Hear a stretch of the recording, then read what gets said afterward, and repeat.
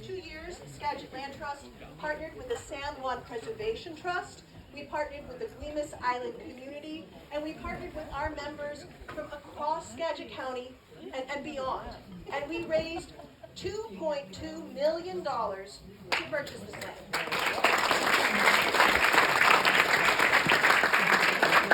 550 people donated to this. They heeded that call, even in a time of real economic uncertainty. Does anybody remember 2008, 2009? But they still did it. And I can see a lot of people in the room here who were part of that Guemes Mountain campaign.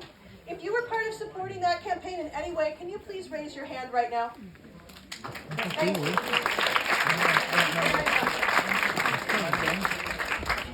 In saving Guemes Mountain, that was really the beginning of the important conservation work that the Land Trust has been doing on this island for nearly 20 years. We've been working.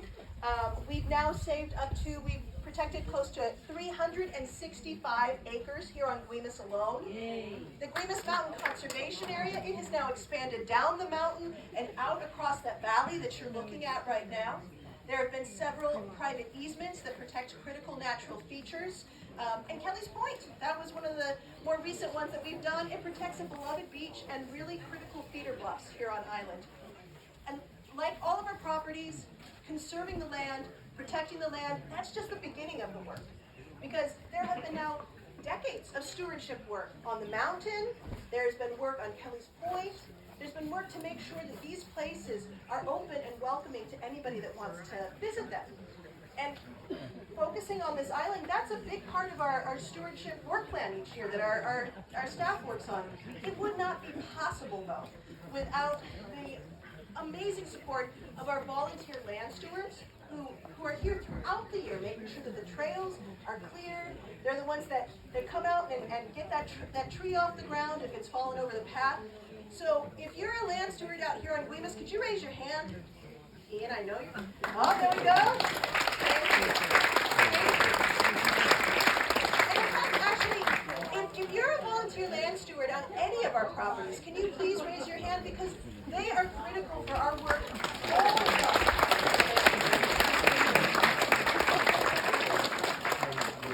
So now I just want to take a moment, because you've heard my voice a lot. I want you to hear some of the other voices from your fellow trust members about why they've protected their lands or why they're looking at protecting their land in the future with Skagit Land Trust. And I'm going to start that off with Ann Casperson, if you want to come on over here. In 2023, Ann conserved nearly 2.5 acres of her property to protect coastal forests, some rocky outcrops, and the shoreline there. And so Ann, can you tell us a little bit about why you wanted to protect your land with Skagit Land Trust? Well, I lived on the southeast point, formerly known as the southeast point of Guemes Island for about almost 50 years. And so my husband and I came there and built a house, and my husband was a captain on the Guemes Island Ferry for many years. And when he died in 2006, the community got together and created a petition to the state to change the name of the point, Southeast Point, Casperson Point, to honor his service to the community. And so over the years we bought several lots, we expanded, and so I wanted to preserve that and protect it, and and so I wanted to partner with the Skagit Land Trust to make the conservation easement so it could be protected and preserved, and so that's where we are.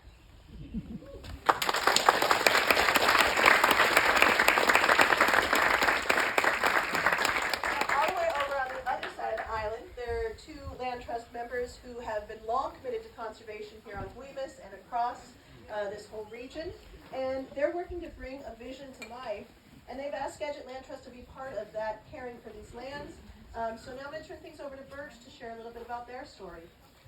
Wonderful. Hi, everyone. It was a privilege to meet some of you on the Dogwoods hike today. And I know I met many of you at the Land Trust annual meeting a couple years ago. So it's good to be in front of you speaking about why we love the Land Trust. I want to acknowledge my husband, who's sitting in the back, David Wertheimer, who's a co-steward, and also the team from the Co-Salish Youth Coalition. Thank you, Sam, Emma, and Kelsey, because they are going to be partners in everything. So, Laura, I think you said I had, what, 50 minutes or so? 50? Okay. Great. So, we are really proud to be part of the conservation tradition that has built itself on Guemes Island. If you look at the center of your program, you'll see the map of Guemes Island. There's that, and I don't even know how to describe that color. Mint green?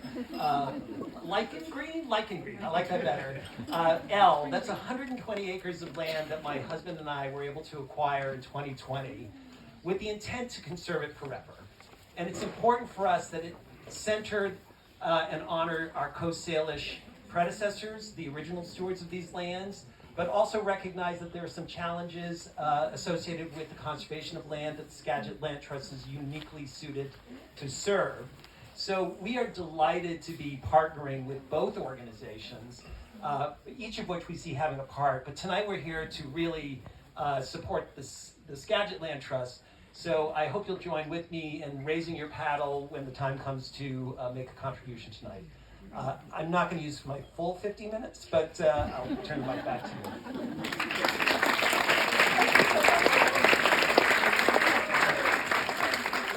I want to come back here to the valley now. And so we're looking out on this valley. This was a project that was added in, was it 2017 that the valley got added here, Kari? It was right around there. I do remember when we were working on adding this to the Guemes Mountain Conservation Area, my son, I was carrying him as a baby on my pack, looking out at this whole area, and at that point it was more cattle pasture. And it was hayed, and there was a big long gate that went down the middle there, just a little tiny bit of a wetland. And over that time, my son is now about this tall, and this whole area has turned into such amazing wildlife habitat. And one of the first easements that we did here on the island, that was I'm trying to remember, this was quite a few years ago, and it was 36 acres that Wynn and Elaine Anderson did, and that's at the far end of the wetland right over there.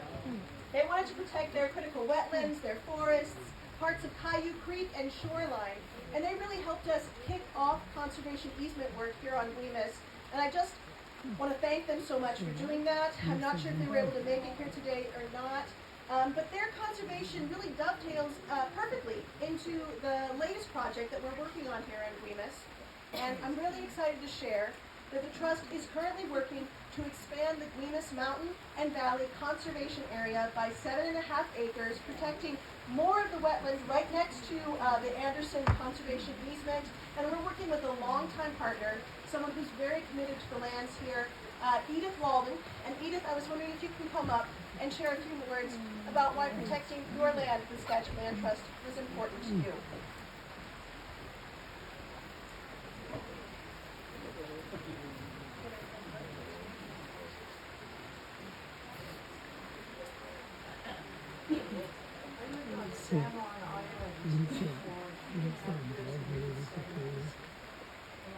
That was when Friday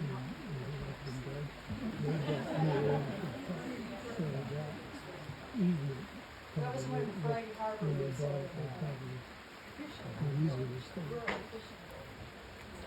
and in 1995, when I was again ready for island living, I knew I didn't want to return there because it was so developed.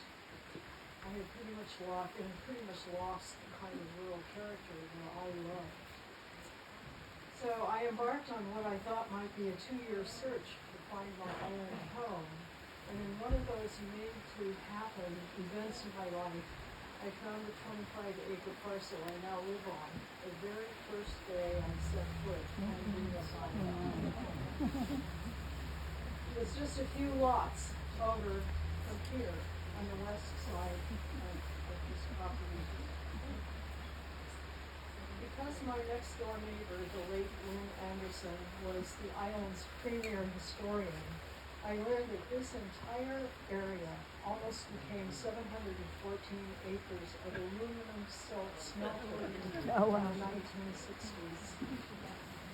Island litigation forced the withdrawal of the plan, but the near miss inspired Islander Sal Werner to purchase nearly 240 acres of this valley to limit future development.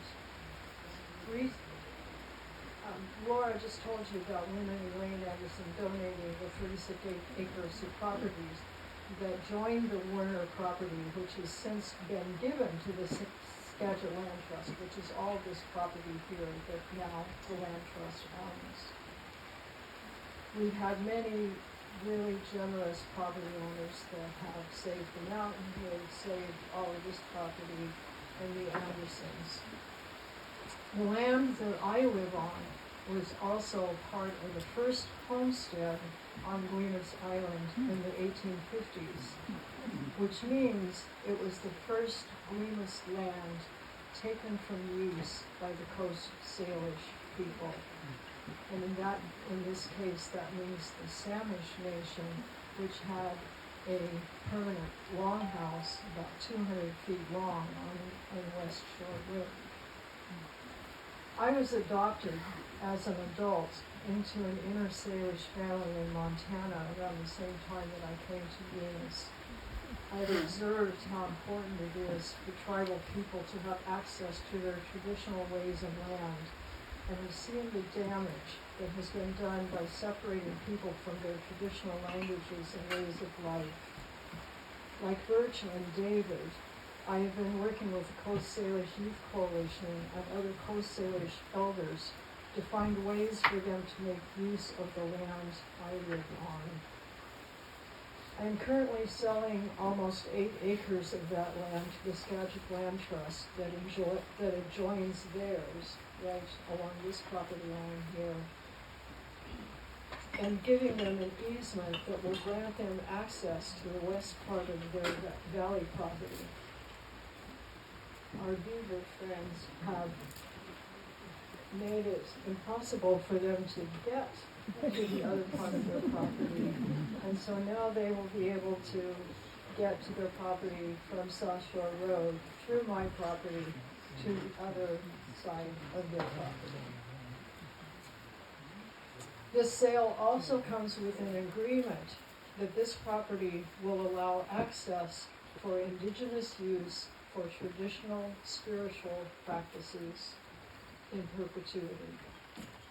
In addition, I am making directions in my will that will protect the rural character and natural resources of the place where I live and will allow for indigenous access for traditional practices. It seems like the most responsible thing that I can do, and I am so grateful that there is an organization like the Skagit Land Trust to be able to count on to make that happen after I am gone.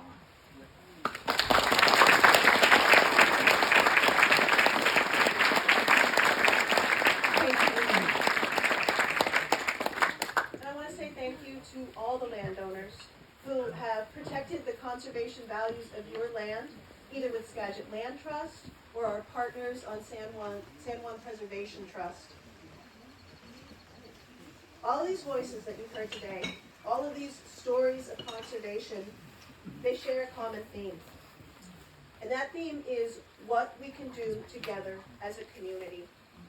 Because there's no single person, there's no single organization or landowner that can protect all of the places that we love. But when we collaborate, we can accomplish extraordinary things. And for 34 years, Skagit Land Trust has worked alongside our community, our members, landowners, businesses, tribes, government agencies, our partner organizations to protect the land that defines this region. And together, all of us here, we have helped conserve thousands of acres, and we've protected countless places that might otherwise have been lost. Because the pressures that are facing our natural lands are continuing to grow. Every year, important natural habitat and open space face increasing threats. But the lands that we protect today will shape what Skagit County will look like for our children, for our grandchildren, and for the wildlife of this region. So the future is being written right now. And it's written every time a landowner chooses conservation, every time a partner joins forces with us to restore a landscape, every time someone volunteers, someone speaks up, someone makes a gift to a place that they love. Because the work of conservation is choosing to believe that the future generations, they deserve clean water. They deserve healthy forests and thriving wildlife and places where they can experience the wonder of being in nature. And the work that we do, it's drawing on the wisdom that has been long known by the people who have inhabited this land since time immemorial, that the generations to come will benefit from the decisions, from the choices that we make today. So I'm going to ask you here in just a minute to continue being part of this work with us, and I'm going to ask you to raise your hand for the land. We have a generous group of members who are presenting a $30,000 challenge today for all the gifts that are made, and that means that your gift, at whatever level that feels right for you, is going to go twice as far to support the work of conservation and stewardship of these lands. Our goal today is 100% participation at whatever level feels right for you, and I really hope that you're going to join us in this work. And so to kick things off, because I'm an optimist, I'm going to kick things off at the $5,000 level. Is there anyone out there who would make a gift to the land at the $5,000 level?